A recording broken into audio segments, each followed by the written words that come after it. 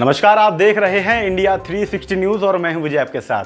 उत्तराखंड में कोविड-19 का कर्फ्यू 29 जून तक बढ़ा दिया गया है। तो चलिए अब आपको बताते हैं कि किन किन चीजों पर छूट दी गई है। उत्तराखंड में 22 से 29 जून तक बढ़ाए गए कोविड-19 कर्फ्यू में बाजारों को सोमवार से शुक्रवार तक सुबह 8 बजे से शाम 5 बजे तक खोलने की अनुमति दी गई है। जरूरी सेवाओं से जुड़े सरकारी कार्यालय 100% स्टाफ के साथ खुलेंगे, जबकि अन्य सरकारी व निजी दफ्तरों में 50% कर्मचारी आएंगे और साथ ही साथ सिनेमा हॉल, शॉपिंग मॉल और जिम अभी भी बंद रखे जाएंगे।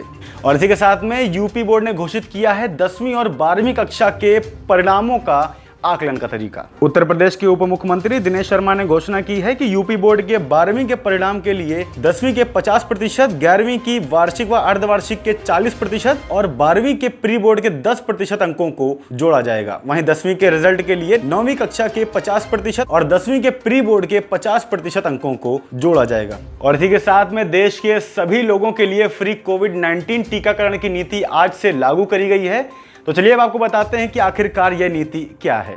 देश में 18 साल से ऊपर सभी लोगों को सोमवार से सरकारी केंद्रों पर कोविड-19 वैक्सीन मुफ्त लगाई जाएगी और वहीं सभी टीकाकरण केंद्रों पर ऑन साइट पंजीकरण की सुविधा भी उपलब्ध रहेगी। गौरतलब है कि प्रधानमंत्री नरेंद्र मोदी ने ऐलान किया था कि केंद्र सरकार वैक्सीन निर्माताओं से कुल वैक्सीन उत्पादन का 75% खरीदेगी और उसे राज्य सरकारों को मुफ्त देगी। और इसी के साथ में यूपी के एक शख्स ने बैलगाड़ी पर सवार होकर अपनी बारात निकाली है, जिसकी तस्वीरें सोशल मीडिया पर काफी वायरल हुई हैं। शख्स ने कहा कि उसने 10 साल पहले यह सोचा था कि अपनी शादी में मैं बैलगाड़ी से ही जाऊंगा। यह शख्स लोगों को उनकी पुरानी परंपरा के बारे में बताना चाहता है, क्योंकि गाड़ियों की वजह से यह परंपरा पूरी तरह से खत्म हो रही है। और इसी के साथ में दिल्ली के एक डॉक्टर के घर से ब्लैक फंगस के नकली इंजेक्शन की 3293 शीशियां प्राप्त की गई हैं। नकली लाइपोसोम एम्फोटेरेसिन बी बेचने और बनाने के आरोप में दिल्ली पुलिस की क्राइम ब्रांच ने 2 डॉक्टर समेत 7 लोगों को गिरफ्तार किया। निजामुद्दीन में डॉक्टर अल्तमत हुसैन के घर से कम फर्जी इंजेक्शन की 3293 शीशियां बरामद हुई हैं। और गौरतलब है कि लाइपोसोमल एम्फोटेरेपिन बी का इस्तेमाल ब्लैक फंगस के इलाज में किया जाता है।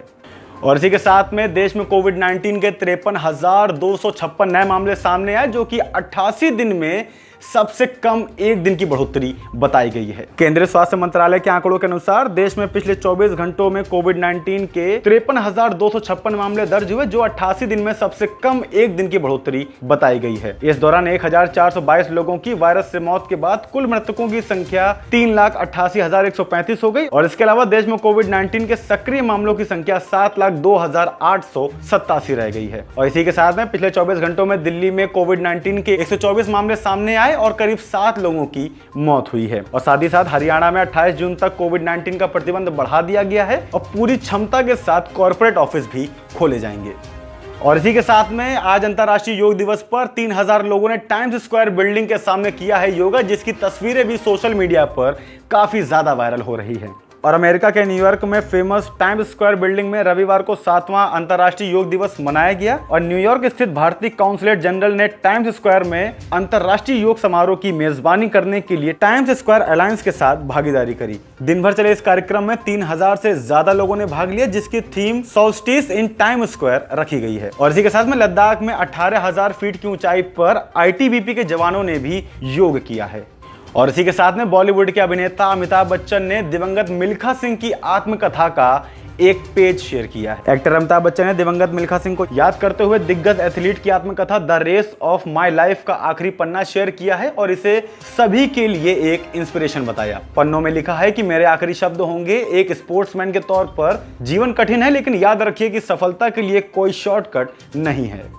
और इसी के साथ में इंडिया वर्सेस न्यूजीलैंड में WTC के फाइनल में कोहली को आउट करने पर फैंस ने जेमिसन को इंस्टाग्राम पर काफी ज्यादा अपशब्द कहे हैं।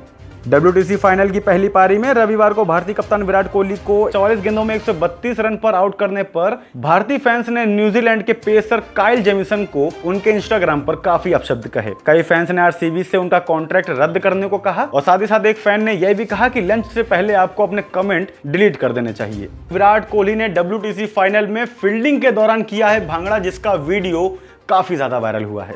न्यूजीलैंड के खिलाफ WTC फाइनल के तीसरे दिन भारतीय कप्तान विराट कोहली फील्डिंग के दौरान मैदान पर भांगड़ा करते दिखे और ICC ने डांस करते हुए कोहली का वीडियो शेयर करके लिखा कि हैम्पशायर बाउल में कोहली ने ढोल की आवाज सुनी और खुद को भांगड़ा करने से नहीं रोक सके। इसी पर एक फैन ने लिखा कि भारत के जीतने पर पूरा देश उनके साथ नाचेगा। और इसी के साथ में famous TV show the Kapil Sharma show के होस्ट कपिल शर्मा ने अपने दोनों बच्चों के साथ अपनी पहली तस्वीर सोशल मीडिया पर शेयर करी है। कॉमेडियन कपिल शर्मा ने सोशल मीडिया पर अपनी बेटी अनायरा और बेटे त्रिशान की तस्वीरें शेयर करी हैं और उन्होंने लिखा कि पब्लिक की पुरजोर मांग पर अनायरा और त्रिशान पहली बार एक साथ। तस्वीर पर एक्ट्रेस नीना गुप्ता, सिंगर कनिका कपूर और नीति मोहन समेत कई सेलिब्रिटी ने कमेंट भी किया और नीति ने लिखा कि जूनियर बिल्कुल ही आपके जैसा है। और इसी के साथ में कुछ दिन पहले यह कहा गया था कि सोनू सूद ने अपने बेटे को 2.5 करोड़ की कार गिफ्ट करी है, जिसे लेकर उन्होंने अब इस बात को नकार दिया है। उन्होंने कहा है कि वह कार सिर्फ ट्रायल के लिए आई थी। सोनू सूद ने उन खबरों का खंडन किया है जिसमें दावा किया गया था कि उन्होंने हाल ही में 18 साल के हुए अपने बेटे ईशान सूद के लिए नए मर्सिडीज मेबैक GLS कार खरीदी थी। उन्होंने कहा कि मैंने बेटे के लिए कोई कार नहीं खरीदी है, उसे सिर्फ ट्रायल के लिए लाया गया था। और आपको बता दें कि भारत में इस लग्जरी कार की कीमत कम से कम 2.5 करोड़ के आसपास है। इसी के साथ में देश और दुनिया की तमाम खबरों के लिए देखते रहिए इंडिया 360 न्यूज, खबर दिन भर की।